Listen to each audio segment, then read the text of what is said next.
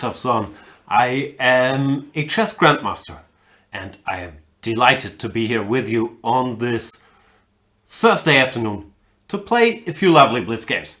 The tagline for the show used to be, "I'll crush you all," but given recent events, I don't think that's particularly realistic anymore. So I've been thinking about changing it. It used to be the show where we play interesting chess games, but that's also not really happening. So I feel for the second half of 2019, is that the year? The second half of 2019, we will go with "I'll flex some of you, maybe." That's a new tagline. I think it's catchy, and I hope that the show will be just as good. You can challenge me. My username is Jan. It should be below the video. You can hover over it and then click on challenge me if you happen to watch this live on chess24.com. If you are a Chess24 premium member, I might accept your challenge. If you are not, you can become one by using my voucher code Janistan at chess24.com/premium. You get 15% off. All right, let's get this party started.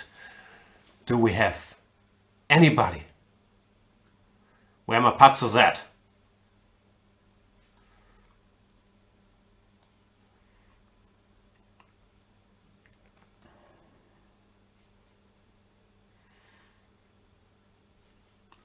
What about this guy? P. Vergara. Don't know if he's related to Sophie Vergara. Is it Sophie? No, Sophia, no? From Modern Family or not? But I guess not. This gentleman chose a username that is closely related to his real name, because his real name is Paulo Vergara. So the P stands for Paulo and the Vergara stands for Vergara. There you go. We will play the Grunfeld. G3 doesn't really allow me to play the Grunfeld, but I'll play the closest thing in form of D5. Here he goes knight BD2, CD5, somewhat more usual, and I will ignore it in castle. Not a bad move. You could play C6 or E6 or one of those setups, but I don't know if there is any way to punish knight BD2. I guess not, frankly. It looks like a sensible enough move. I'll go for a somewhat weird setup with E6 and B6, trying to save on the move C6 and arguing that this knight on D2 is a little misplaced for this structure. Often in these positions after CD, ED, you see why playing knight B1 and then knight to C3. Anybody out there? Friedel is asking, why you playing not Dortmund? I was invited not. XYZ minus ABC is asking, Jan, are you high IQ? I do not know. I feel smart, so probably. What I do know is that you should watch this in high def, because in order to enjoy this, you have to be either high or deaf. And apologies that I keep repeating that joke that I heard Gilbert Gottfried make one of these roasts. So I took on C4, which I'm not 100% sure about. It looked harmonious to open this bishop, but white also has a very, very sound and harmonious structure here. So it might be slightly worse. Then again, it's not too worrying as long as you control the E4 square. In order to equalize, I could have played, or I can still play C5, but the position looks a little dull after that, so I might try to make something else happen, some A5, A4, something along those lines.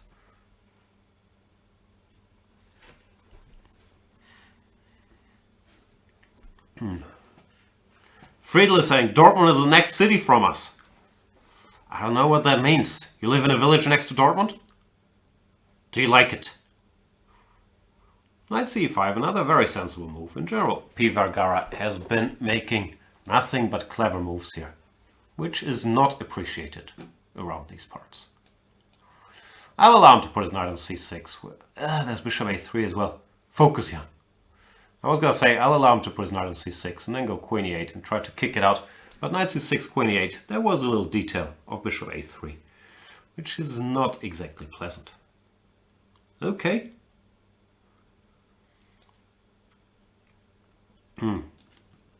Time to readjust and beg for forgiveness for all of my sins.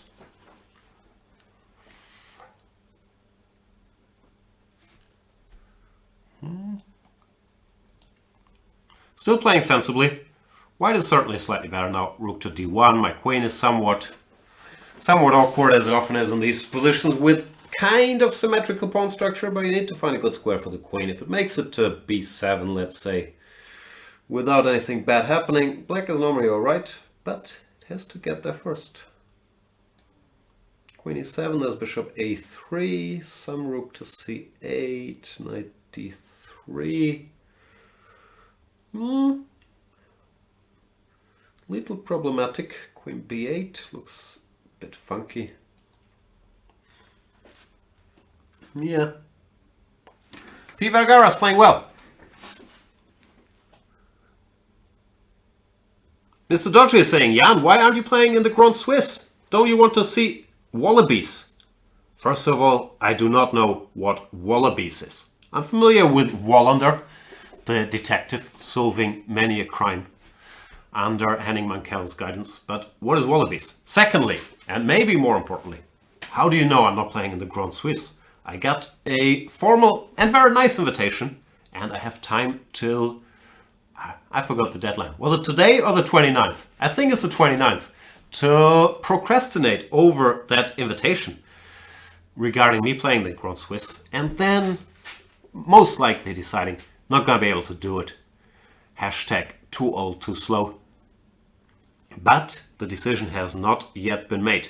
Mr. Doji is saying 2 days ago, LOL. No, that's not true. Now they are moving to the 7th tier of players to ask. So 2 days ago, they finally went on to ask me. There you go. I'm desperate. As for the game, I'm not yet desperate, but I'm not particularly happy. P. Vergara has been playing very, very well. Knight d3 is a move that comes to mind, after which I have to decide if I can get away with knight fe4, which is the move I would like to play, but my pieces are kind of hanging then. Knight c4 might be an even better move. Ugh, he's playing too strongly. Who would have thought from our very first game that I get crushed already? I was in warm-up mode. Queen b7, knight b6, queen b6, bishop c5, queen b7, pawn down. Maybe some awkwardness because of his somewhat misplaced pieces. Bishop c4, I'm not going to do it, it's too sad. Queen b7, he also has knight d6, so I would have to go to a7. Ugh. Ugh. Alright, let's do it.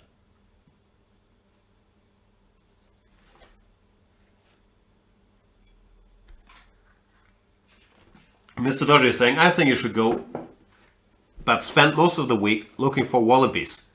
Still don't know what wallabies is. What I do know about the Isle of Man, other than the tournament having a good reputation, is that they have cats with no tails. Look it up. I'm not making this up. Cats, no tails. It's true. Knight d6 might cost me my tail in this game, but he goes knight e5, also perfectly sensible. Generally, I'm just being outplayed here, which is not a new feeling to me, but did not expect it in this game. I'll be honest.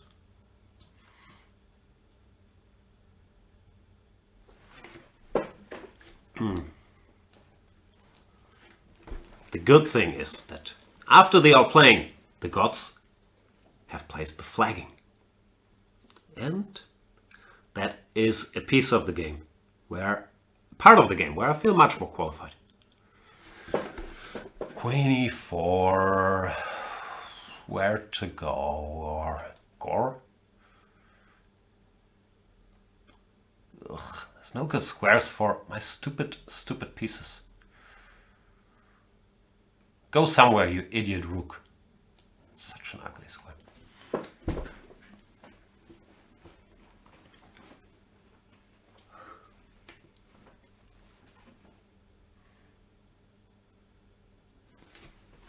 Queen f3, the place to be.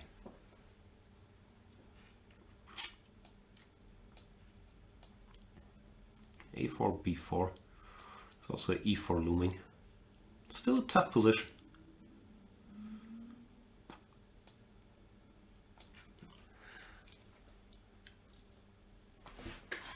At least I'm down on the clock, but not by that much.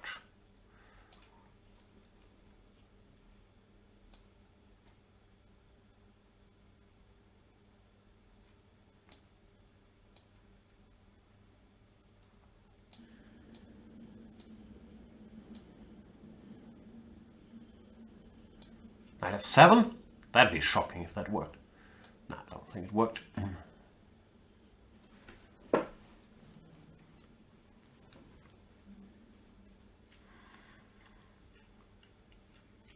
Rook c1, finally blundering? It's about time you give me something to eat. Didn't eat anything all day. Okay, that's a bit of a lie.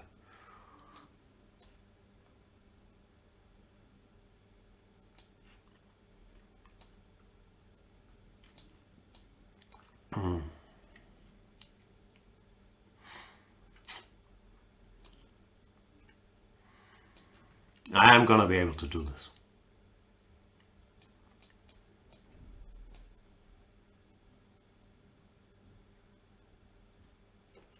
And P. Vergara resigns. There was a much tougher fight than I had anticipated or appreciated in this very first game of the day. Thanks, P. Vergara.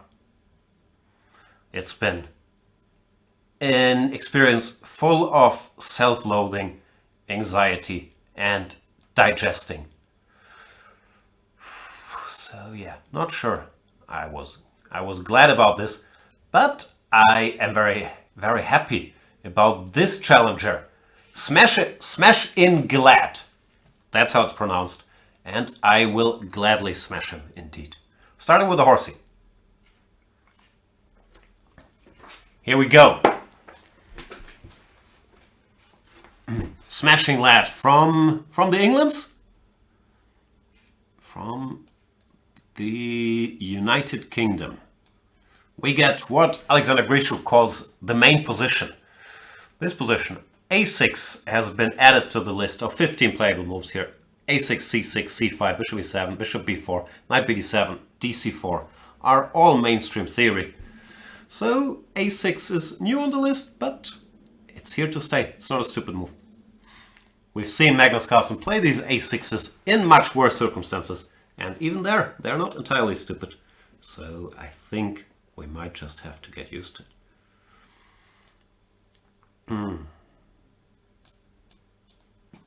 Now that he's castled, I'm not sure that reasoning makes too much sense, but now I'm gonna go bishop g3 with the vague hope that after he takes hg, maybe some bishop d3, eyeing h7 will at least cause some minor discomfort. I am not sure if that will really be the case. Another big question in these positions is, can black go bishop g4 or is queen b3? Asking awkward questions in reply. Usually the answer is, eh.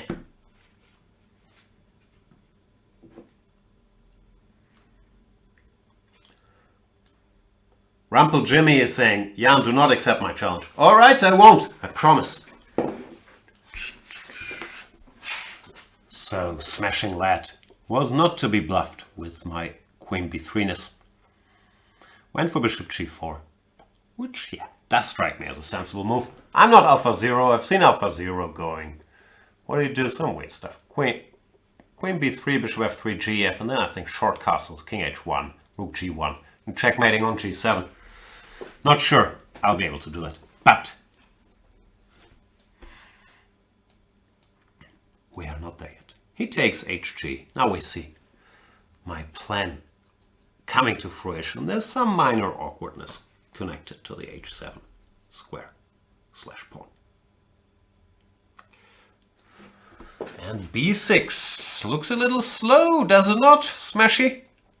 I hope you don't mind if I call you Smashy. It's not too bad, but it looks a little bad. Should be 6, I'm assuming. No, my queen really doesn't have that much to do on b3 anymore. So once again, I will awkwardly target the h7 pawn. I guess he will awkwardly keep it by playing h6. And now it's time to castle. So aggressive. Without any hesitation, he goes c5. It's called long castles because you need another move to play the stupid king b1, to get the king half out of the way. So, short castles, one move, long castles, two moves. Hope it's worth it. We've got a bit of a race here. I guess I should be somewhat concerned about b4, b3. I'm not that concerned because he hasn't really developed his queenside. So it does not feel like there's enough resources to checkmate me over there. But I have been wrong about these things before. I wasn't sure if knight e2 or knight a4, but knight a4 eyeing the c5 square feels a bit too tempting. I went g4 so that my bishop is covered in case of any of these b3 lines, first of all. Secondly, so I can go g5 and deliver a cruel and abrupt checkmate along the g file. g5 b3 is too tough for me to calculate, so I'll take here first. After rook e6, I'll revisit that decision. If I should go g5 and after hg, if there is any breakthrough, or if I should just prepare it by going f4. No, but f4 feels anti-positional, giving him the e4 square. So I'll go g5 and after hg. I have some options. Queen a5 is one of them. Rook h3, just intending to double the rooks here. Could be another. And instead of thinking long and hard which of these tempting options to play, just put the rook here.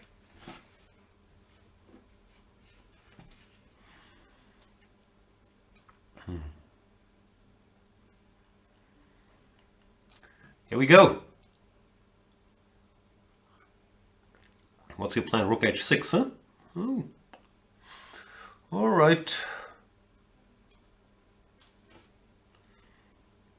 Should I take or should I f3 it?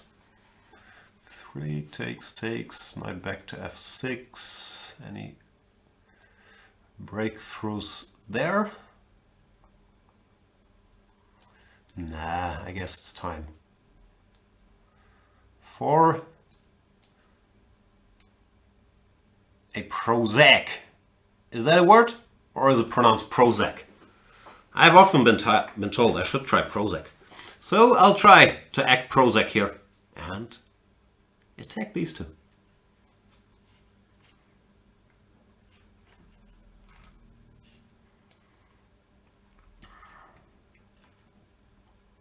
He's thinking. What are you thinking about? b3?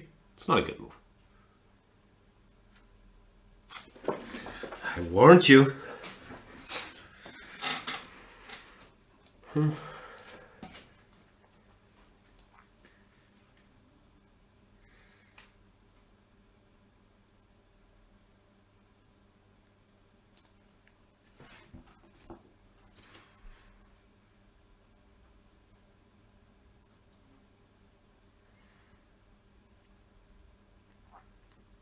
See my thinking phase? Queen a8. I want to go rook h6. I'm trying to make sure there's nothing bad happening to me then. Like knight d2, king c1. I can't see it. I'll take. Not just because it takes a pawn, but also because it looks like it activates the rook nicely along the 6th rank. Yeah, queen e8 is a good idea, trying to organize some counterplay. But once again, I'm gonna keep drinking that Prozac. Do you drink it? And try to simplify. Threatening mate on h8, so you better be quick. Knight d2, king c1. I shouldn't go king a1 because of queen a4 checkmate. But after king c1, queen c8 check, queen d2, and so on and so forth. I think I'm winning in the end. Well, this side just assumed was winning. Because of the extra exchange. I see no particular reason to change my mind about that. 93, I had rook a8 and e7 or e7 immediately. Well, here, once the pawn carnage ends, actually I should be a little careful that we're not running out of pawns here.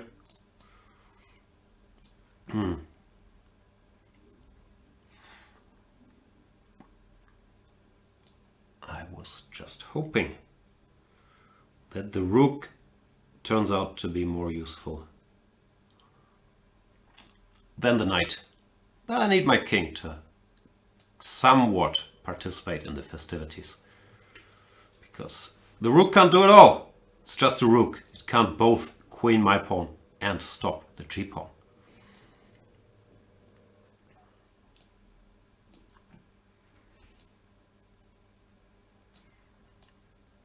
Smashing lad is fighting hard. That's just a knight.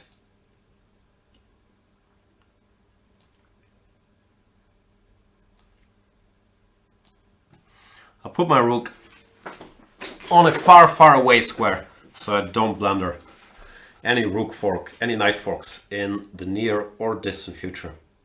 And then queen this guy. And smashing lad finally resigns. Not 100% sure this endgame was winning all the way, even though it feels like I think you should have tried to go for this pawn with king d4, king c4, knight b4, but it feels like it should still be winning. Anyway, thanks for the game. Smash England. All right. Did I miss anything? Chat boys? Jan Gustafsson is asking, Jan, do you speak Spanish? Yeah, I have a strong accent, but I speak pretty well. I grew up in Spain. Rumple Jimmy, don't worry, I won't take your challenge. Promise.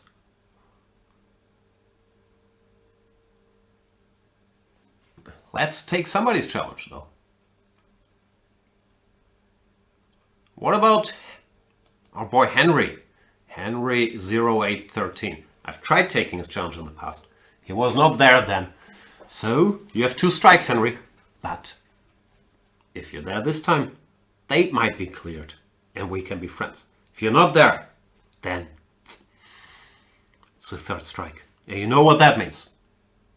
Nothing at all. There's no consequences to strikes. On chess 24. Still, Henry, I did not forget that I've been waiting for you many a time by now. And you're never there. 5, 4, 3, 2, 1. 3rd strike for Henry 0813. Then let's try Jofo Pro.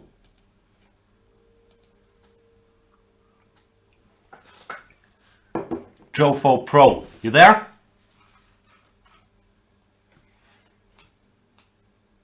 E4, C5, that's a pretty good move. Knight. And Magnus will play B4 here, but I like pawns. I will play the Rossolimo.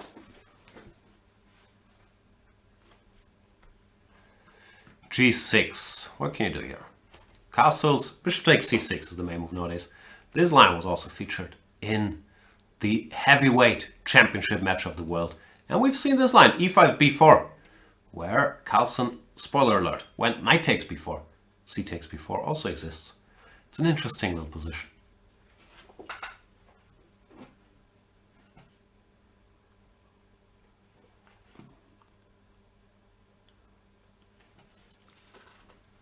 What's happening in the chat? Rumple Jimmy keeps saying, I have to say it one more time, Jan. It wasn't me, the one who said to accept the challenge. It's okay, I won't accept it, I promise. You don't have to insist. We don't have to play, it's fine. No hurt feelings anyway. Knight to d4. I'm out of book. Knight d4, I have not considered. Does not look too stupid. I guess I will continue in Gambetier style. Knight takes d4 might be the best move, but bishop c4. Eyeing f7. And looks more fun. And let's pretend for 1 second that I care about playing entertaining chess.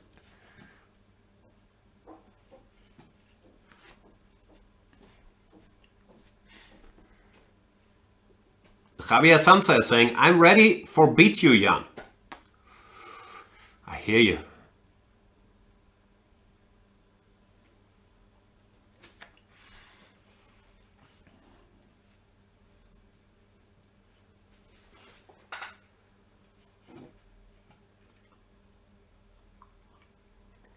The Jofo Pro in the tank here. Goes d6, another sensible move. How do I play this? I guess I should take, because after all, one big point of b4 was to put some pressure on the black construction. But it's still pretty solid, I have to admit. d4, cd, cd, queen d4, that's not the way to do it. But since I promised to try to play interestingly, I can go d4 and after cd I have bishop a3, trying to keep this king in the center, which does look interesting. ed might be possible, but then e5, at least. There will be some questions to answer for Jofo. So probably actually ed e5 just doesn't work. Bishop g4, queen f4, can't really see how to do that. Therefore, yes, cd feels critical, then bishop a3, and we have a fun little position. Maybe bishop f8, trying to get out of this, but it feels a little shaky. cd4 then, queen d4, that's queen f6. Might actually be kind of dangerous for black. Queen g3 makes sense, hitting this guy. Queen c7 also makes a lot of sense, keeping this guy. Can I go cd? Queen c4, queen e5. Yeah, let's try. This doesn't work at all. What am I doing? Stop trying to make interesting moves, Jan. What's wrong with you?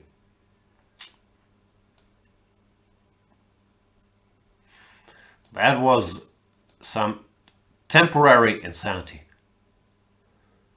Frankly, I missed that after queen e5 here's queen e6, which is a pretty good move. Okay, I'm gonna have to win the evergreen, sacrificing the bishop on c4 for elite in initiative. Elite in initiative. See, I'm so shell-shocked I can't even produce a sense-making sentences anymore. Elite in development and an initiative. But do I believe it? Nah. Then again, king in the center. 2 minutes on the clock. There might still be blood. Knight e4, queen g4. Wow, that's good. Queen g4, queen f2, king h1. That far I saw. But now I also saw one move further. Queen g4, queen f2, king h1, queen e1, rook e1, knight f2. And Jofo Pro wins. So the conclusion here is pretty much Jofo Pro wins. Which is unfortunate for Janfo Pro. Well played, knight e4 especially. Kudos.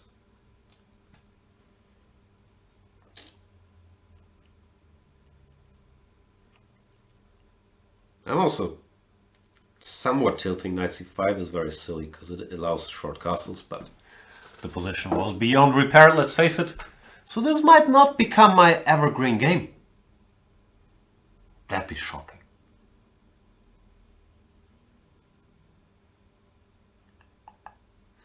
It's a rook down situation, and that's a topic that I've studied in quite some detail in the past. And the present, frankly. Normally, the side with an extra rook does have an advantage, and I have a feeling this might not exactly be an exception to that rule. Because, you know, rooks, they look dormant early in the game, but later on, they can do all kinds of things. So, this will be a bit of an uphill battle. But, of course, we will fight it.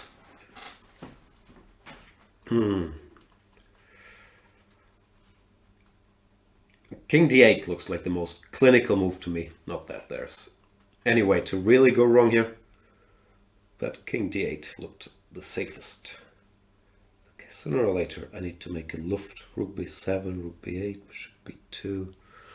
Nah, it just doesn't work. h4, this bishop f8. Surprisingly, nothing works here.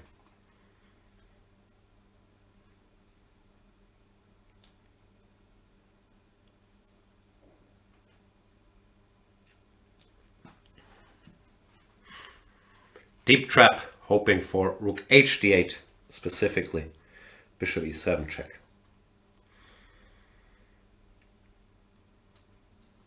After which I'm still lost, by the way. At least my deep trap worked. The problem is this bishop endgame is still pretty bad due to the 2 pawns down. But it's progress.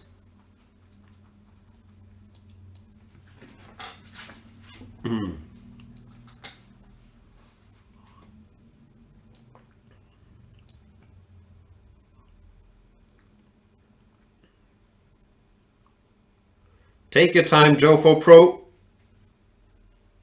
There's a bunch of tough decisions to be taken here. And I would hate it if you rushed any of those. Because you don't want to spoil a great game by a rash decision here.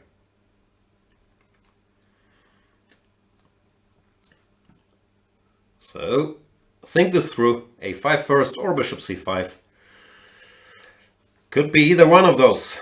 I would not be able to tell you which one is better. b2. I really don't want to repeat moves. You understand that, don't you?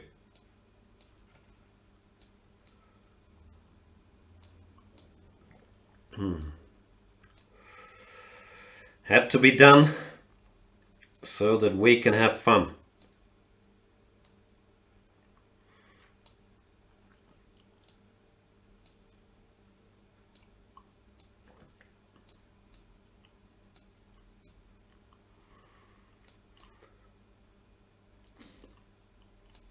Always feels slightly dirty, these games, but not too dirty. And it's valuable material for my book on rook up, rook down situations. Here is one where the only hope, really, is to regain one of those rooks. And sometimes you need to use cunning and deceit and the opponent's desire to trade your one remaining rook in order to regain it. Because if you stay a rook down, these endgames are often really, really bad. Anyway, thanks a lot for the game, Jofo Pro. Sorry for the unfair swindling. And let's play someone with a really long username. Anybody out there? Pierre Fitzgerald Conrad Jacobs. Wow, you've managed to push Jan off the screen. So it's Pierre Fitzgerald Conrad Jacobs versus Ja. Ja is here.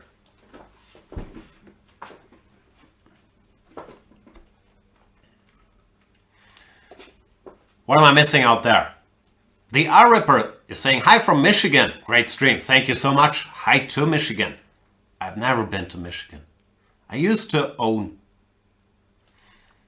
I think, a Michigan Michigan State hoodie back in the day in high school, or Gymnasium, as we call in Germany. And yep, that's a brag. I went to Gymnasium. The R-Ripper is asking, Jan, when is your next tourney? It's 98% likely that it will be the Bangkok Chess Club Open 2020. But there are some factors that could work against that. First of all, it might be clashing with the Grenke Chess Classic 2020, which I really hope it doesn't, because I'm normally doing commentary there, and I'd hate to miss either one of those. Secondly, as mentioned, I did get invited to this Grand Swiss thingy, which 98% I'm not playing, but there's always these 2% lingering.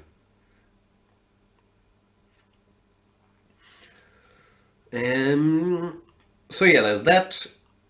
But as a player, most likely it will just be Thailand Open as usual.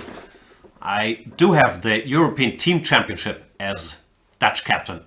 Very much looking forward to that as usual. Will be, I think, a good team, nice team, competitive team. And hopefully we'll do better than at the Olympiad and have some fun along the way. As for this game, I'm not sure I've played this particularly well. My knight on c7 was slightly misplaced, and I will try to bring it back into action. Via e8, I understand that's not the most action-packed square, but I'm somewhat worried about some wide potential kingside attacks with knight f6, for example, then knight g5, d4, so I feel I need this knight to cover the f6 and d6 squares. And now, yeah, I need to find some restructuring of the pieces, but generally, with the knight on e8, I can put my queen back on c7, maybe bishop c6, queen b7, shuffle these two around. I feel like my position should be okay. I could also think about a6, b5, trying to grab some space on the queen side. Then either create a passer here with b4, or go bc to undermine his situation. But he goes d4, which is interesting. It's a risky move strategically, but it does have some pluses that after cd, maybe there is some knight to g5 that could turn out somewhat unpleasant for me. I'm not sure how unpleasant it is though, but just to be safe, not sorry, I'll go h6 and rule those out. As far as I can see, d5 is not yet a threat, because after edc, the rook d5 wins, and dc loses a piece after rook d1.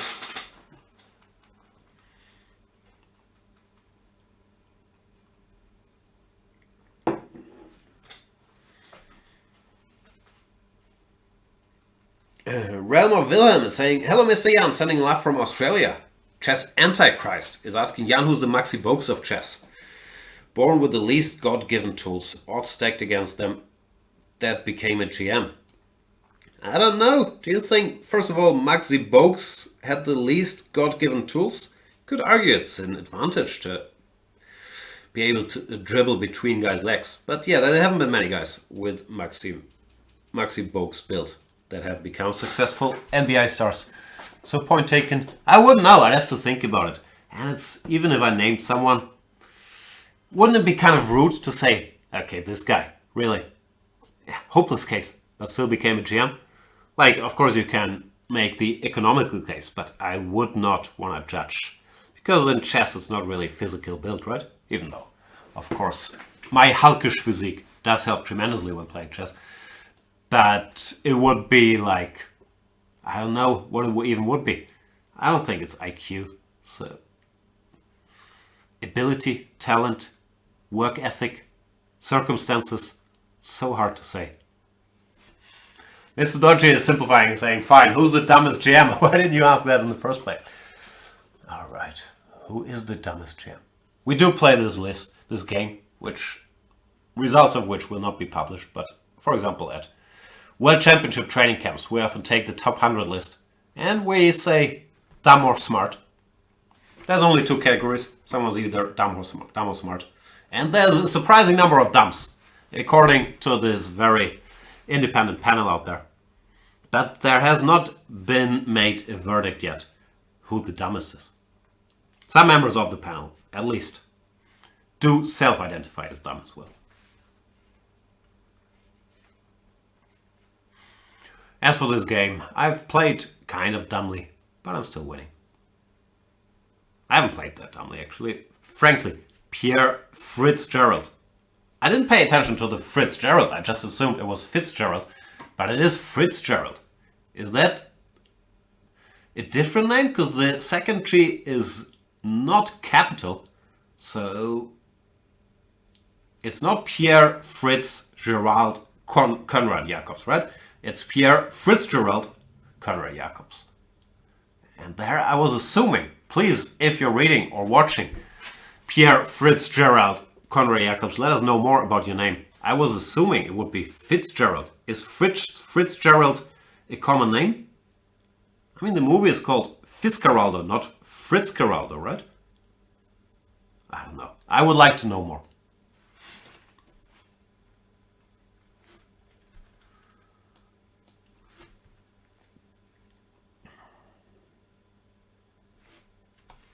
And our friend, Super Grandmaster, 8-time Russian champion, Hearthstone icon, Peter Svidler, is in the chat. Peter, what brings you here? How are you doing? Where in the world are you? I can never keep track of where Peter is. Sometimes he's in Israel, then he pops up in Latvia. Now, where you at? Queen g4. Should I go e4? Let's think about this for a good 2-3 minutes. Then play. Any random move. Like rook e8. What's not to like? Blunders knight d4 or bishop d4. Other than that, what is not to like? See, I see Peter's in this chat. I get very gun-shy immediately. Is gun-shy the right word? I don't think that's the right word. Self-conscious? Also not the right word. Awkward? Nah, that didn't change. And the R-Ripper is asking, I watched the stream to get advice on what movies to watch. Alright, let me think.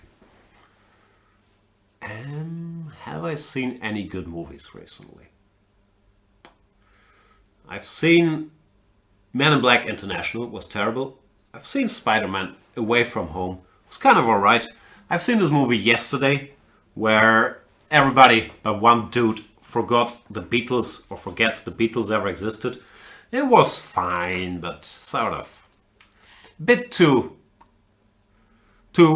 I don't know, too feel good for my taste.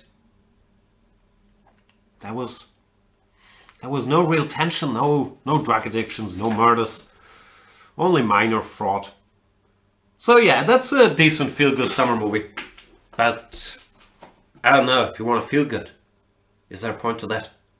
Other than that, not very up to date on the movie game.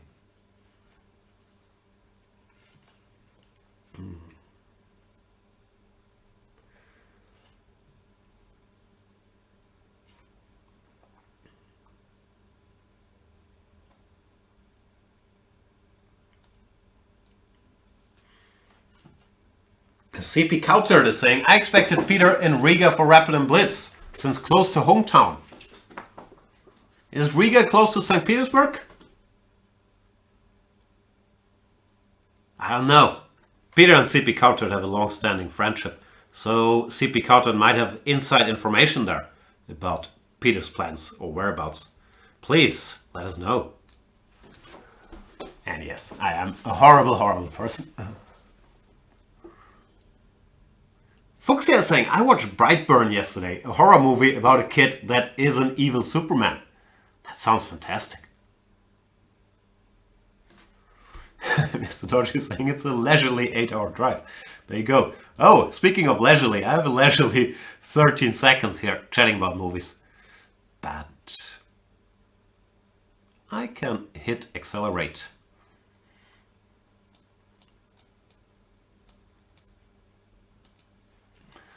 And thanks for the game, Pierre Fitzgerald Conrad Jacobs. And please let us know about the Fitzgerald. Am I crazy thinking it should be Fitzgerald? Is Fitzgerald a common name? Is it Fritz, comma Gerald? What's going on there? Is it a chess thing? It's like Pierre Fritz 2 Gerald? We want to know.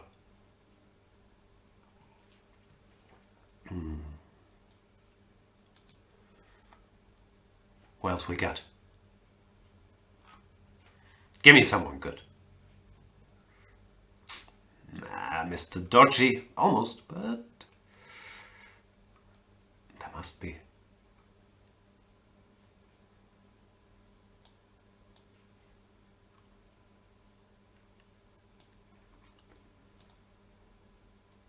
Here we go.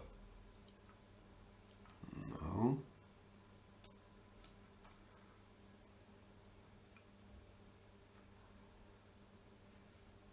What about this guy? Fifio.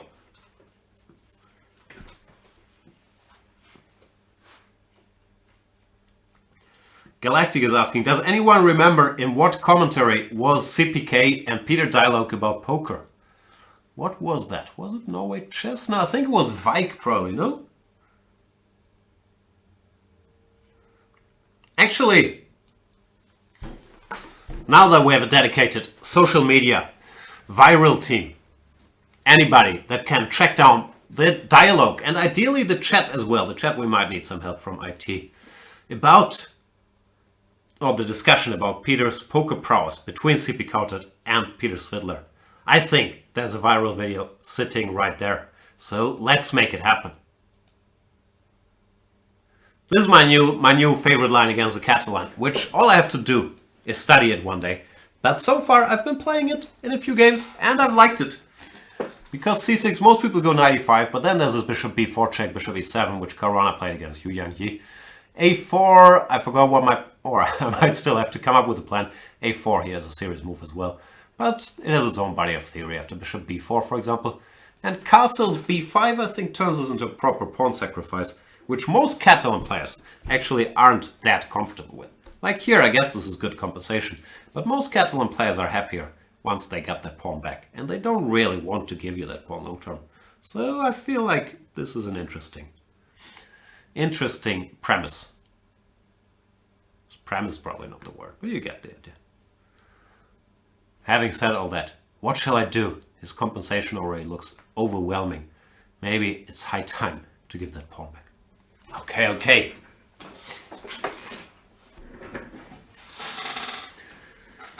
The Ripper is saying, the R Ripper. Take care, everyone. Gotta go catch a plane to California. Great stream. Bye. Thanks for stopping by, the R Ripper. That's a humble brag, right? Is it even a humble brag or just a brag? I struggle on the definition of humble brag. But gotta go catch a plane to California? I guess it's a weird part of California. Like, I don't want to offend any places. But let's say Sacramento. Because you would have mentioned if it was to LA or San Francisco, right? So I don't think it's either of those, the R Ripper. Or you think it's a place that Euros like yours truly would not have heard of in the first place. And therefore, it makes more sense if you say California and not the city. Please, we need to know before you board that flight.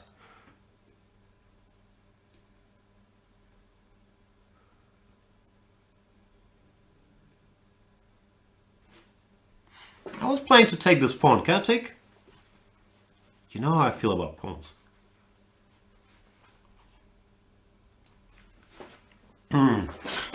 It's a pity they don't make pawns movies anymore. Like in the old days. Good 2 hours. People taking pawns. Doesn't happen.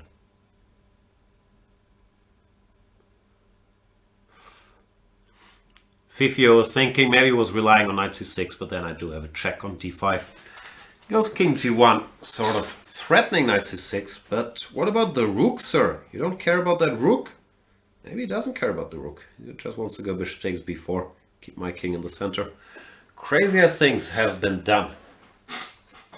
I could just castle. Maybe hashtag keep it simple. Is that a hashtag? I hope it's not like owned by Marie Kondo and I'll get sued. Hashtag keep it simple. I don't know. We'll find out. Hope's Thin is saying, Jan, tell us a little bit about your own poker life. I haven't played poker at all since 2008, so not much to say.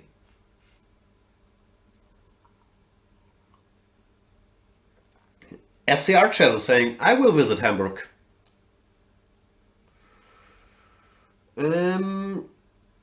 From 4th till 7th of August. What can you recommend to visit, Jan? Absolutely nothing. You know how it is when you live in a place, you never go anywhere. I go to work, I'm back. I go to like my 3 restaurant/cafe places. I go to the movies. That's all I know about Hamburg. Which actually is not much, having spent most of my life here. But, seriously, it's not such a touristy, like, go watch these highlight places city. It's more of a nice city to live in. There is a beautiful park called Planten und Blumen. Sometimes, when I'm contemplating life, I go there and walk and watch the flowers. And then walk back and feel like, didn't help, haven't learned anything. But it is a nice park. There's also the Stadtpark. That's less nice. It's a city park. There is the Reeperbahn. It's world famous. The Herbertstraße, where ladies of the night are sitting behind glass. I'm not sure if that's your type of thing, but Hamburg is famous for that. There is Sternschanze, which is where more of the cool, hip, young locals go out. I've never been there. I don't know. There's other stuff. Miniatur Wunderland, some people like. It's like they rebuild stuff out of small stuff. I should be their spokesperson. They do rebuild stuff out of small stuff.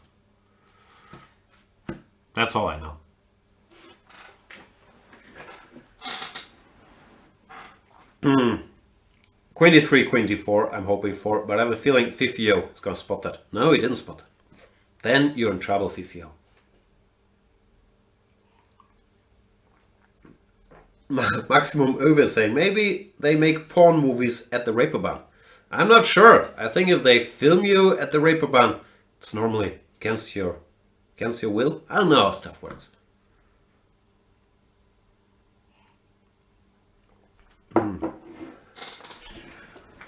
And thanks for the game, Fifio.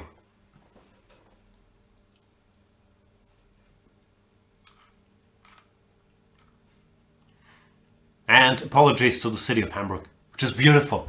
City I was born, city of justice, city of peace. I'm not sure those are the official Hamburg titles.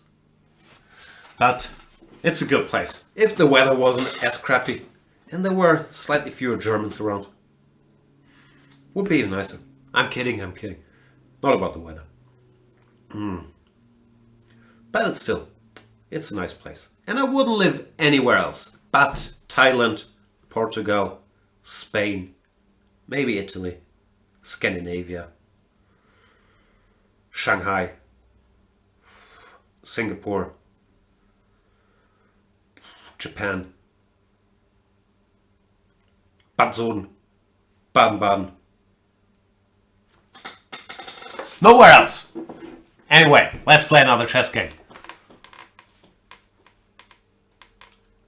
Speaking of Thailand, we have a challenger from Thailand, and of course, I shall accept that.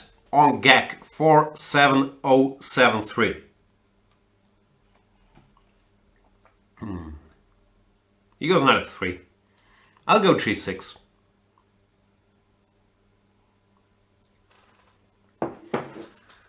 He goes e3. Alright, bishop.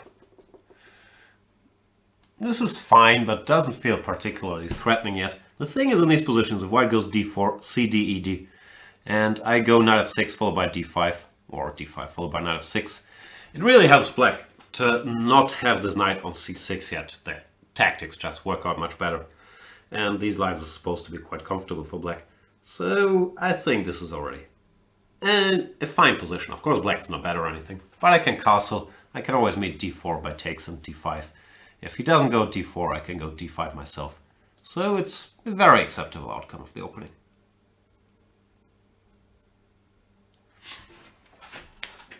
Nashvillian Chess is saying, Jan, you should sit in a window and play Blitz for money. That is pretty much what I'm doing, isn't it? Go premium. But yeah, does not sound like a bad plan. Maybe in the Herbertstrasse itself, I could have my own window. Hey, sweetie, want to do something dirty? Play a little game? Just you and me? Winner takes it all? CP Counter is saying not only in a window, but go to a park in New York. Wow, CP Countered has traveled a lot. I've spent many a day in the Washington Square Park pretending to be a German tourist. Actually being a German tourist and hustling the hustlers. It's great fun, even though I have to say the payout ethic, not great there. And usually I work my way up to my old friend, Russian Paul. And once Russian Paul arrives, he normally says, no, not you again. Because at some point they call in the reserves after I've made like $7.52. They give Russian Paul a call and say, there is this German guy that is taking our money. Please deal with him, Russian Paul. It's fun times. I haven't been to New York for a while. Love to go again. I haven't been playing very well here. Ongak has been playing well. Actually, I've been playing normally, but rook d8, I wasn't sure. I had the feeling in this position that knight c6 is the most principled move, and then bishop f3, queen c5 or queen c4. Somehow I decided to pin him first, which I might regret.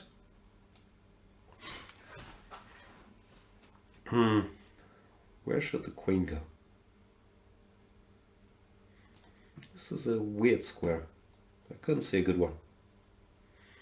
Galactic is asking, how strong are the hustlers? I would say around like 1800 level. Or, of course, it differs. They can play. They're not putzes. But, obviously, I am a bit of a favorite there. Just as I should be a bit of a favorite in this very game. But not sure. Russian Paul is like 2300. He's a good player.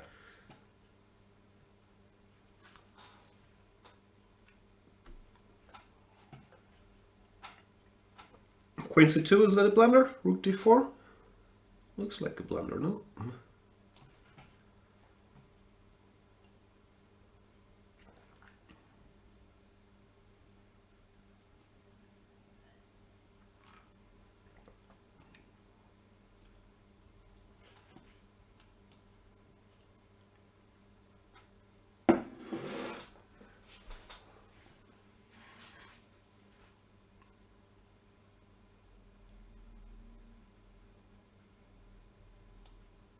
I'm being told that Washington Square Park hustlers are much stronger. Could very well be. Like, I guess it really depends who you're playing, obviously. They don't all have the same rating. And I'm sure there's different levels. But yeah, they can certainly play. So if you're not a highly qualified club player, you will be in trouble there.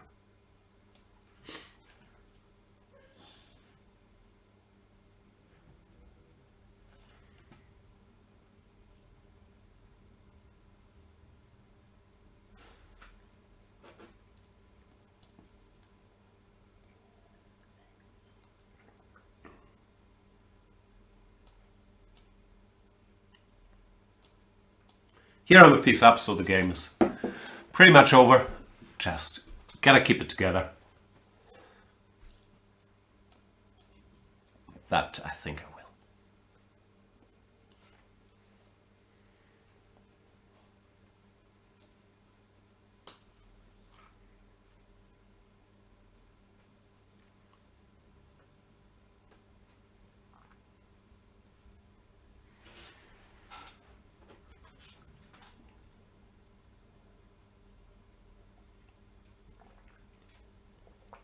This is water. See? It's see-through. And there are no other liquids that are as see-through as water. Is that a true statement? Probably not. I can't see through it. Maybe it's not see-through at all. Maybe it's not water at all. Evans Gambit is asking, Jan, what would you like more to see? You reaching 2650 or Magnus reaching 2900? Cheskid is asking, or me reaching 3000? I guess it depends. I really want these 2650. And I am incredibly selfish. The question is it important? First of all, for Magnus. Secondly, for the greater good. And thirdly, and most importantly, for me, that he reaches 2900. Let's say I'm on the team for the next World Championship match, and he reaches 2900 during that match. That's probably a good thing for me. That might be worth more than me improving 5 rating points, reaching that very important landmark of 2650. No, kidding aside, not kidding at all. I want that 2650, but of course, would be cool to see Magnus reach something unprecedented. And I have a feeling, I have to look this up, but I have a feeling someone has reached 2650 before me. Not sure. Would have to verify that. But I have that feeling. Galactic is saying it's driving me mad. LOL, why 2650 is so important?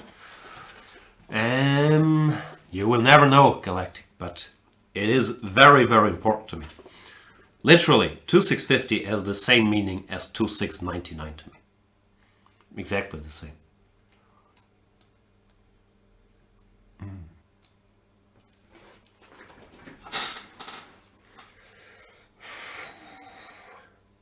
As for this game, I'm in good shape against Ongak. I've watched Ongbak, but I think that has nothing to do with each other.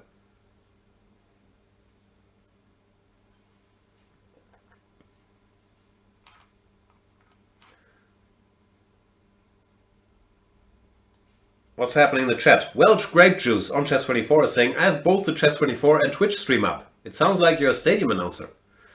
On Twitch, Welsh Grape Juice is saying, I have both the Chess24 and Twitch stream up. It sounds like you're a stadium announcer. Wow, he wasn't lying. Alright, let's end this game. We could end this by you resigning, by you losing on time, or with the unlikelier version, me checkmating. But I don't see how I can checkmate you before you lose on time. Or resign here. Not gonna be able to do it.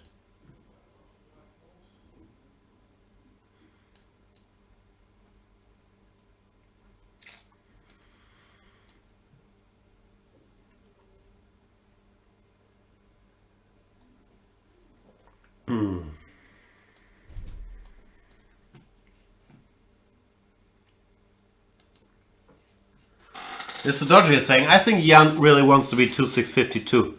Highest rating outside the top 100. No, you're wrong. 2650 or 2652 makes zero difference to me. 2650 till 2699. It's all exactly the same to me. But it doesn't matter, because I'm always 2640 till 2645. Which is a heartbreak. Speaking of heartbreak, whose heart can I break in the next game? A lot of strange today. A lot of guys I've never played before. I do like that. But of course, I don't want to play. I don't want to forget the guys I've played in the distant past either. So, can't win. As long as you guys lose, I can win. That one didn't work. I apologize. I've had too much to eat. Chess Antichrist is saying, Jan, do you have a goal to be German #1? Not really. It's not high on my goal list. I am #2 behind Nisipiano, who is, I think, kind of far away, right? What is he? 2680, 2690? So it's hard to reach. And frankly, I like saying I'm German #2. But I think it's time for the kids to overtake me. Rasmus Swane is a very strong player. Andreas Heimann has made a jump recently. So, especially Rasmus, because he's a former student of mine. So I could take a lot of credit for his rise. I'd be very happy to see him make a jump. And I think he very much has it in him. I think he's a very strong player.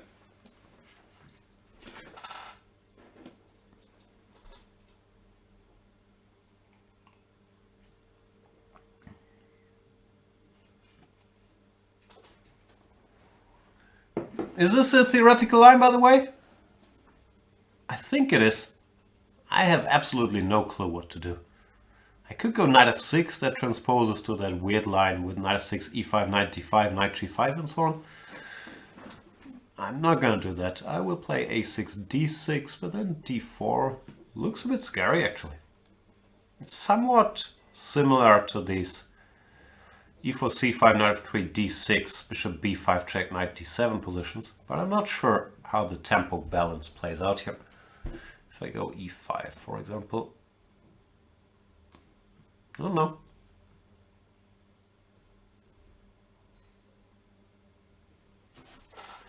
Maybe knight f5 is unpleasant. Ah, yeah, knight f5 is unpleasant, huh? Yep, it's a hard knock life for us. g6, knight e3, and he has sort of a grip on that d5 square. Then again, Magnus wins every game, ignoring that d5 square. So can I just win one game, ignoring it? Is that asking too much? Might be.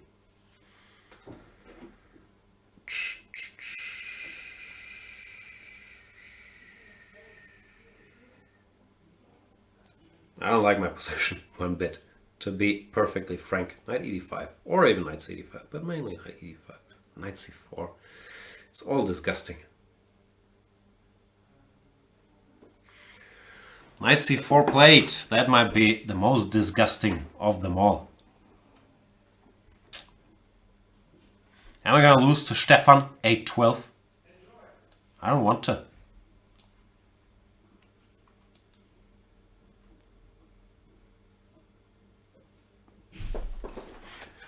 but it's not looking great so far.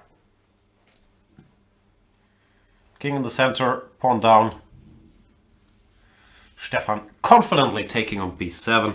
What's your plan, sir? Queen c7, knight d5, bishop d5, queen d5, knight f6, queen c5 takes, knight takes, rook c8. Long variation, wrong variation, they say. So I'm sure I blundered a rook somewhere already. But to have, he offers a draw. That's just weird. I'm not gonna take that draw, but it's still often a bad sign. All right, let's do this. Oh, it's also, was it a 3-minute game? Why do I have 55 seconds? Was it a 2-minute game? Where did all the time go? There's also bishop g5 here, which of course I missed when I started my long and very wrong initial calculations. As mentioned, long variation, wrong variation. So yeah, this is not great. Queen b3 I also missed, but that might be very strong. It just looks weirder. Rook hb8, queen a3 check. It's just weird. Alright, whatever.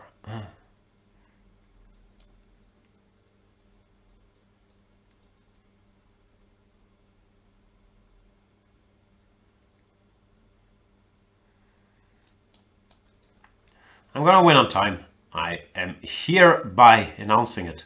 Because Stefan will keep taking like 7, 8, 9 seconds per move. He will make good moves, but it will not be fast enough. Ah! Just as I said all this, he's speeding up. Speed it up.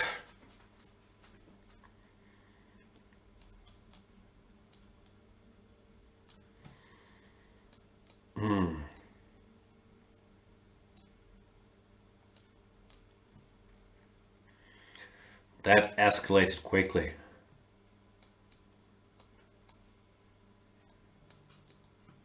Wow, he's really speeding up.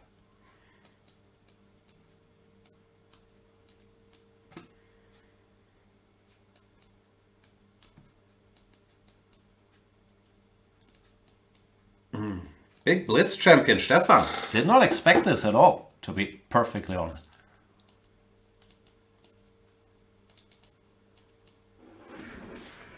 But often the problem is, if you're material down, it's much harder to pre-move. Because you don't know if I'm giving a check. Here, he probably expected a check or not. Therefore, the side with the material, even in flagging battles, often has a big advantage. Because you have to guess here. King f2 or king e1. While I can just decide rook b1 or rook c2. So therefore, the material in bullet, it's not just a time thing. It really is a big factor.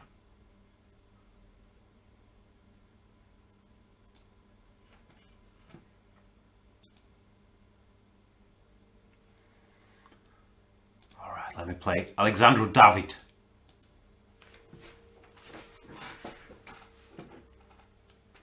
He goes d4.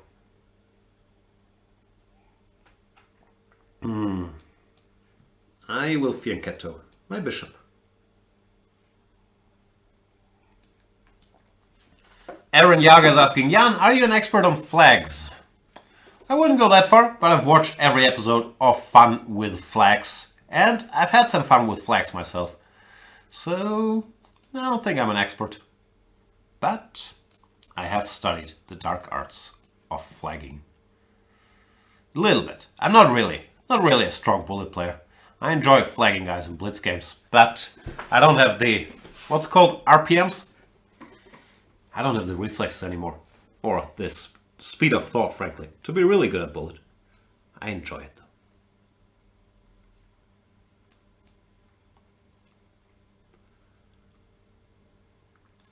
Here, Alexandru David has made perfectly sensible moves.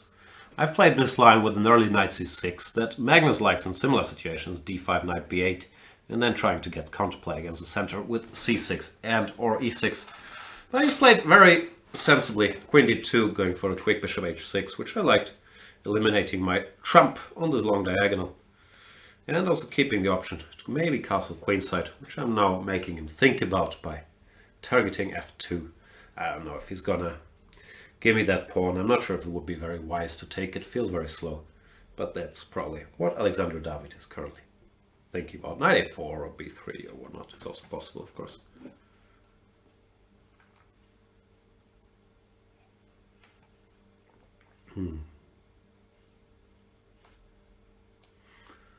Having said all that, it's not like I'm gonna hesitate a split second taking that pawn.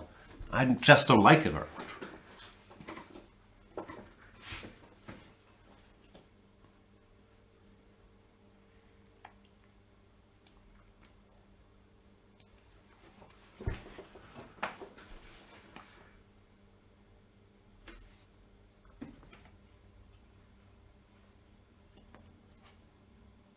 Yep, I found myself another dogfight here. This guy's playing very, very strongly.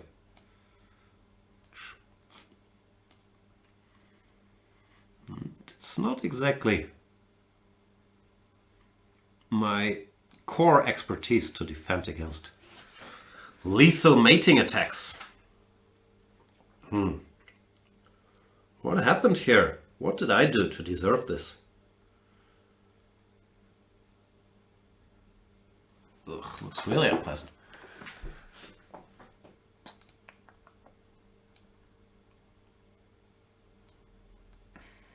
None of my best laid plans seem to work. G5 takes, rook f6, rook g8, queen f4, looks horrible.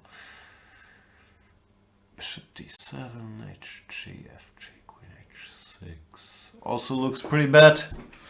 Nope, everything looks bad.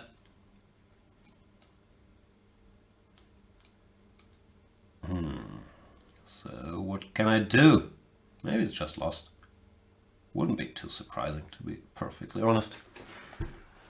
Okay, no time for self-pity. Let me find a way to continue the game, please.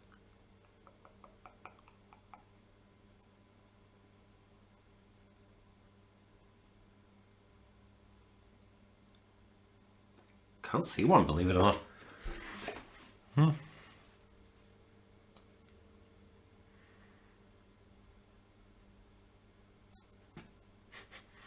That's a pure panic move. It doesn't make a whole lot of sense.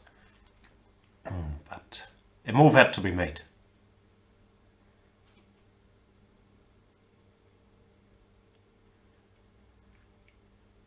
My point is hg, bishop g6, and the bishop covers me against direct checkmates. Knight f5, gf, I thought at least. The h-file remains closed, but it does not feel like it should work. Queen g5, for example, is there. Rook f5, gf, and then queen g5 or knight f5. It's a horribly, horribly scary position. g4 might also just be winning. But what can you do? Let's make a move.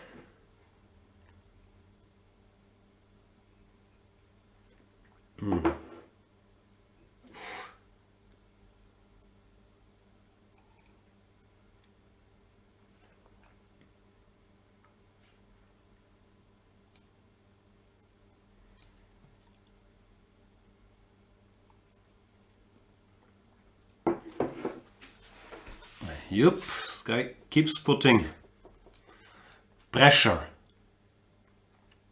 Maybe it's just over here. Knight g6, rook f6. Here I guess also rook f6, but okay. Not so many options.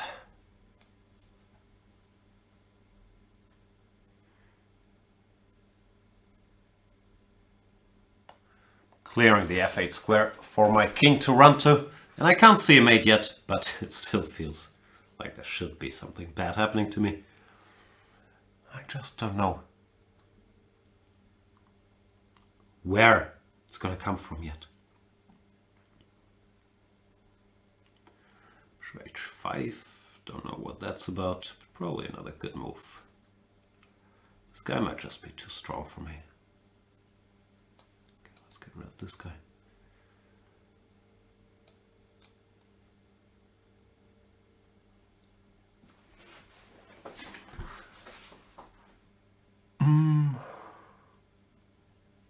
He wants pawns f3, rook g6, then king f7. I haven't seen a mate yet.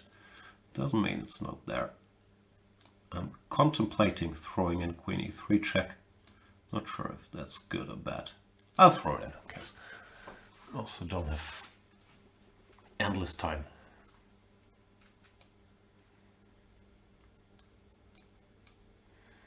Another question is now h3, queen g6 is just mate here, king f8, rook h8, yeah. So I have to go king f7 and hope. Wow, he doesn't take, that's a surprise. Probably still a horrible position. Now he takes. Okay.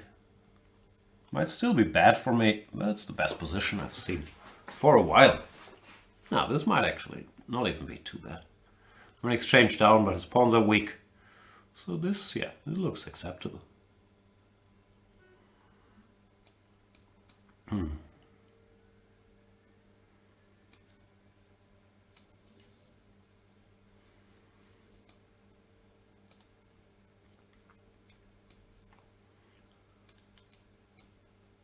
He offers a draw. Not accepting that, my dear friend.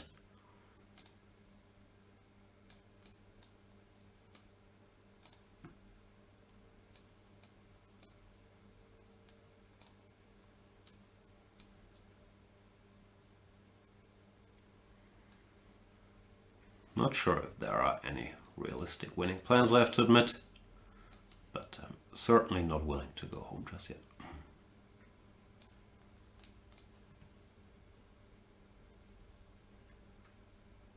There's not much to do. Not much to hope for.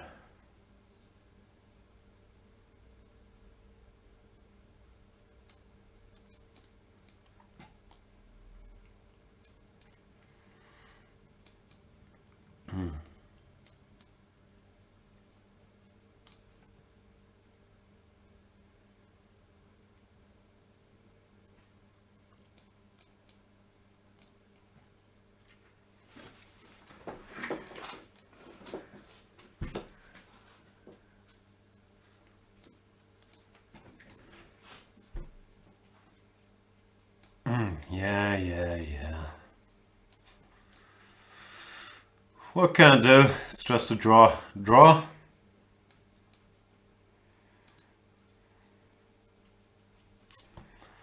Great game by Alexandru David. Oh yeah. Frankly, just played extremely well, so I'm guessing he's a strong player who has just not played very much here because, yeah, just a good game. Can't complain at all. No, he just played a very strong game. Nothing to whine about. Thanks for the game, Mr. Alexandru. Let's play a candidate master, Mareu. He's saying he's an international master, just new account, thanks as well. Yeah, that makes more sense. Yeah, well played.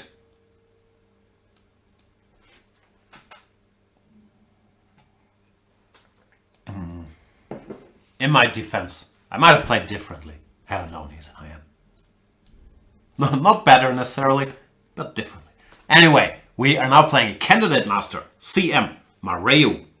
Who's playing this system? Well, I never know what to do. I think last time I played this knight f6, queen c7, I faced this in Banter Blitz. This time I'll go mainstream. Play this good old line. I haven't updated this for a while. Last time I checked, I think it was supposed to be okay. For black, knight d2, e6, knight f3, and then bishop d6. Or was it bishop f3 and then bishop d6? See, I can't remember. It was one of the two. I'll take first. Can't remember if it was takes or bishop d6 directly. Bishop d6 directly. I was a bit worried about knight e5 and this bishop on g4 looking awkward. But this doesn't look too bad. If he takes the pawn, I think black is supposed to be okay. After rook b8, queen a6, and you just castle. So Sopiko gave something here in her video series, I guess also just castles and then trying to attack some rook a1, queen c2, stuff like that. Might be somewhat more pleasant to play for white. Then again, I am a classically trained minority attack player. I grew up on this silly minority attack. Am I gonna blunder this very pawn, starting the minority attack while I give this speech? I want to go b5, but I'm not sure after bishop b5 tactics work out for me. I have a feeling they don't actually, do they? Nope. That's a pity. Have to get out of the way. Queen c7 is a somewhat goofy move. Generally, I want to play rook fc8, b5, b4, and try to generate weakness on the white queen side, either on c3 or b2 or d4, before I get checkmated on the king side. That's sort of the inherent tension of this position. Let's see if I manage. I want b5, rook fc8, b4. White wants, I don't know, rook e3, rook g3, rook h3, checkmate. So if white succeeds, it's checkmate. If I succeed, he might have a slightly weakened pawn on c3. Those are the stakes.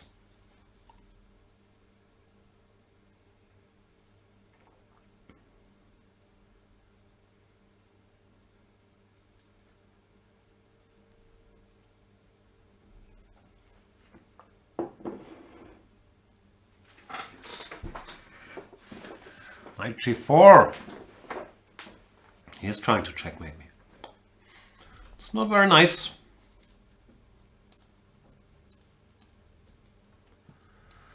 Maybe I should try to bring some defenders over. Not too many, but the horsey can maybe look after the king side, while the heavy artillery will look after the c3 pawn. Horsey, you got this?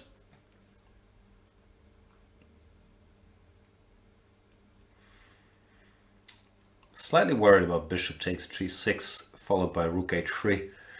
Ugh, focus, Jan, don't get checkmated every game. It's getting a bit embarrassing. Yeah, bishop g6 was a big problem, so now I have to take measures.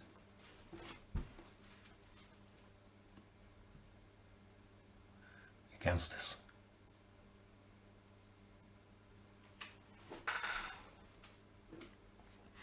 Because here, yeah. If you think about bishop g6, I kind of have to go hg and then rook h3, queen h4. It's really, well, queen h4 first. Incredibly unpleasant. So I will play some clumsy defensive moves, trying to avoid that. Queen h6, not the prettiest of moves, I have to admit.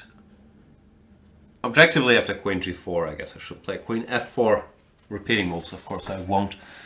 But I need to get rid of some material. This might lose a pawn after takes, and bishop h7. Okay, it's not the end of the world.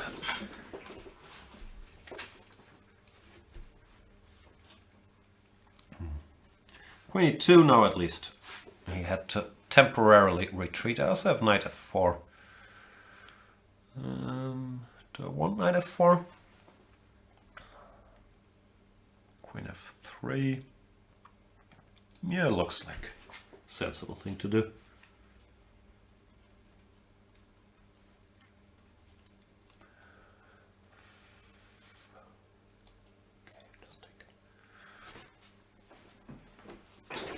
Note to self, don't blunder rook d3, followed by rook h3 and queen h7 checkmate.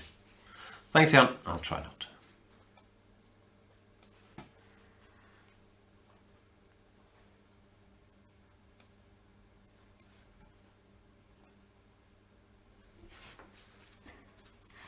Yeah, I guess this position is roughly equal, unless I do get checkmated on the h-file after all, which he seems very persistently interested in.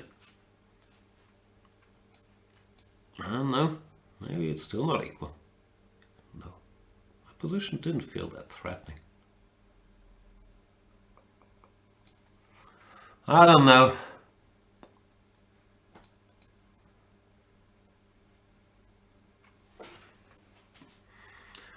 Covering that mate, but New problems. E6 a bit weak, G6 a bit weak. It's not all roses.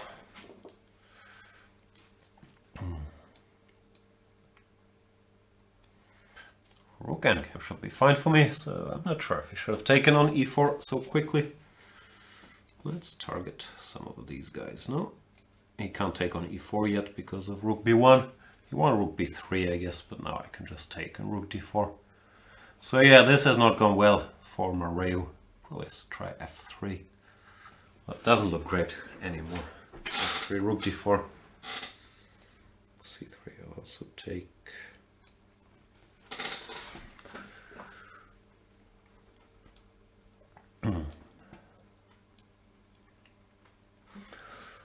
A wise man once told me that in the endgame we should bring them kingsies.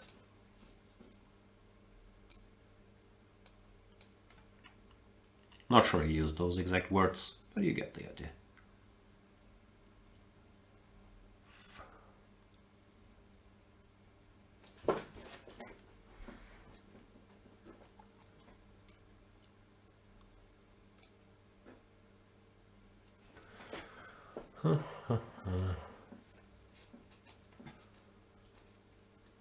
Not sure what I'm doing here, but I'm trying to honor the wise man and his kingsies advice.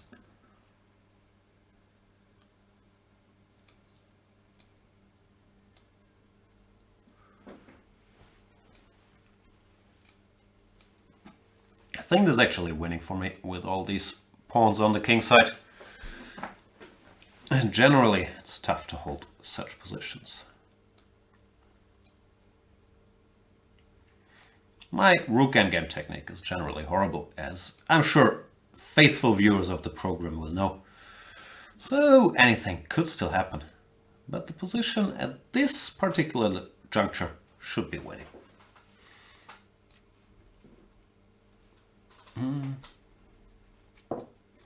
Now, not so sure anymore.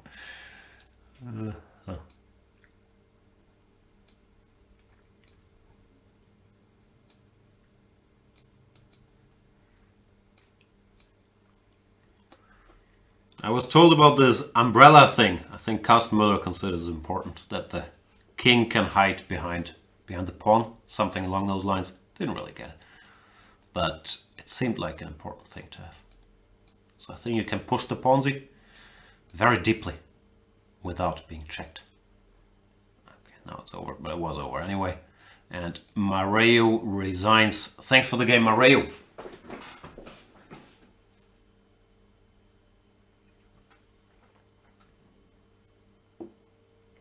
Perpetual Stalemate is saying, I'm pretty sure I watched at least 200 Jan Banter Blitz shows. Can't get more faithful than that. It does feel like we've spent more time with each other than with our significant others at this point. Perpetual Stalemate. Not sure if that's a good or a bad thing. Alright. What time is it? When did it start? Did I start at 6? Time flies when you're playing rook endings. So I don't know. I'll play one more game and assume we're way over time already. Let's play someone I've never played. Do we have such a somebody? Somebody to love. Some people have said, I would like to watch your shows, but your singing is so unbearable that I just cannot do it anymore. And you know what? I don't blame you. There's so much content out there that no one should have to sit through this singing against their will. Like through the terrible chess, you might have to sit against your will. But the singing, you don't need that in your life.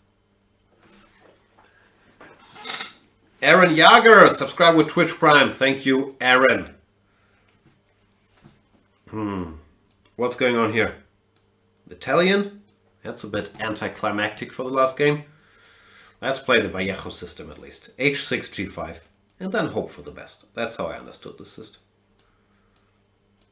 I don't know why G5, not G6. G6 looks so much better. But there must be some method to that madness.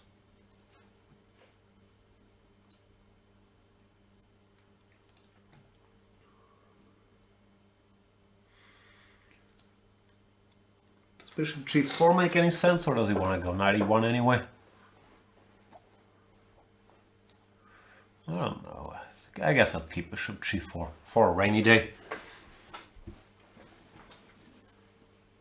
One plus of g5 that I can think of over g6 is that after knight h5, knight f4,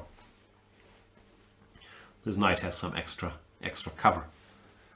Not sure how significant that fact is. Knight f4, g3, is that going anywhere? I don't know. Alright, let's mix it a bit. My point is after bishop d4, ed, knight e2, which looks natural. I do have bishop g4 and knight d4, bishop f3, or knight ed4, bishop f3 I should say, and knight ft4, bishop e2. So I thought that might be reasonable. Here similar ideas. After knight bd4, bishop f3 I win the exchange. And after knight fd4, a6, these two knights covering each other might get a little overloaded. Therefore, things are looking good.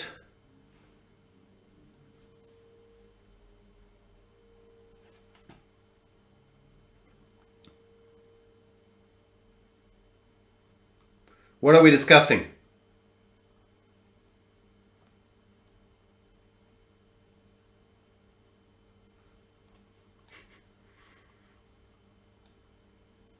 Perpetual Stamer is saying, sometimes I feel like I know you better than I know myself. I know, it's so much easier to see others problems, like excessive stuttering, than our own, is it not? Then again, is my public persona the real me? Or is the real me even more depressed? Will we ever know? We will probably know.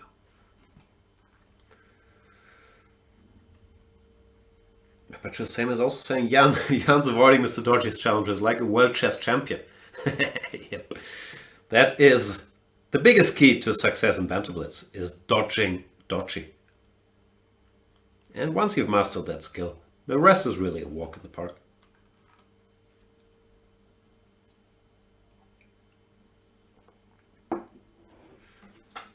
Tveshka3 is wondering, how to improve your English? Is it all about watching series or do I have to read books? Now the key to improving your English is watching a lot of Chess24 premium videos, Tveshka3. So once you become a Chess24 premium member, you get access to all this flawless, with only a mild German accent, delivered content where the occasional TH might be forgotten, but overall, sometimes it's easier to learn if you hear it from someone whose native tongue is your own, instead of a native speaker. So I believe that is the only way nowadays to learn English. And it has been certified by Pimsleur, Duolingo, Rosetta Stone. They've all said, okay, we're out of business. There is this thing called Chess24 now, where the guy with the mild German accent speaks a lot of English. So there you go. I really believe that is the only way. I am not sure if I believe that continuing this game a whole queen down is the only way, but it is certainly one way to carry yourself. There's no judgment here, just some mild, anger. But no judgment, just anger. No, I'm not angry. I am never angry if someone continues the game as long as they like. I don't think there's anything wrong with that. I think resigning is a very personal thing, and anybody should be allowed to do it whenever they feel like. Like here, for example, what does annoy me if people either disconnect in a losing position, so you have to wait on Chess24, it's 30 seconds until you won, or if they think forever in a losing position. The resigning or not resigning, I don't think there's anything wrong with that, and I would never complain about it. All right, that is it for today. It's been a blast. I have to look up the definition of the word blast. I'm not a native English speaker, but if blast is a good thing, it's certainly been one of those.